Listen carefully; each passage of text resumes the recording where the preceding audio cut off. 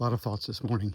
Listened to 3 messages over the weekend and this morning on holiness. I just go to the scripture, say, how do we define this?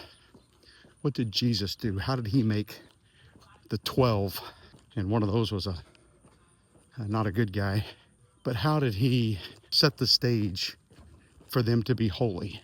And, I think from the garden, maybe take John 13 where he washed their feet, and then 14 through 16 where he delivers a powerful message.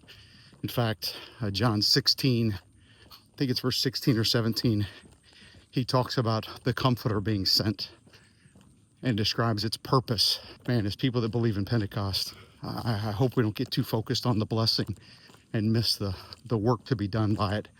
I think that verse, there's a couple of verses around that really define that. But Jesus deals with Peter, who's going to deny him. And remember, when Peter said he'd die for him, everybody said that. So it wasn't just Peter. He was just a bold, brash one. But Jesus was dealing with denial. They did not see themselves. Peter was telling truth, but it was small t truth. It was his truth because he didn't see the big picture. In fact, Jesus even told him in the book of Luke, he said, do you have a sword? And they said, yeah, we got a couple of them. He said, that's enough. Well, why? Peter used a sword to cut off Malchus' ear. If Jesus wanted to prevent Peter's outburst of anger, he would have said, don't have a sword. And so someone said over the weekend, we were at a fantastic, wonderful youth meeting, and a precious man, he made the statement, Paul's instruction to Timothy, flee youthful lusts. There are things we have to flee. We've just got to turn around and run away from. But sometimes life is such that instead of trying to eliminate and identify every single thing to not do, which there are things to not do, there's no doubt about that. Where's the focus? How did Jesus teach it? Jesus taught it by saying, if you love me, you will keep my commandments. He drew them with such love. He cried over the city of Jerusalem in the 23rd chapter of Matthew. I see tears in his eyes when he's making that expression. You feel John's heart in the book of 1 John, just the love that's in that. Remember, this is John who wanted to call down fire from heaven.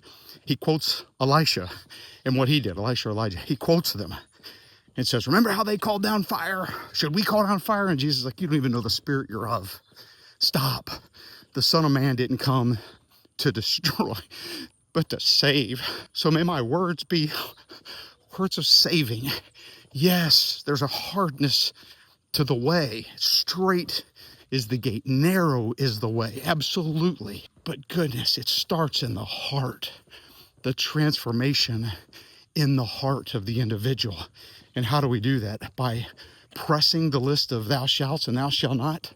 Or do we start first and stay 80%, 90%, 95% focused on how I'm to love my brother when he's unlovable, my sister when she's unlovable, to be kind, generous, gracious, because God did that for every one of us. I don't realize how bad I stink. If you've never read Jim Cimbala's book, Fresh Wind, Fresh Fire, highly recommend that book. There's a story in there about a homeless man that comes up to him and just smells and just reeks, and how that Jim was turned off by him. But the Lord started to deal with him, and he said as he hugged that man, all of a sudden, that odor became beautiful. The Lord was teaching him a lesson. We all stink, but it's his love that draws us. So no, it's not sloppy, greasy grace. That bothers me. God forgive me for the times I've thrown off on your grace. Yes, it's dangerous. But grace is so powerful, so powerful. It's a drawing force like none other.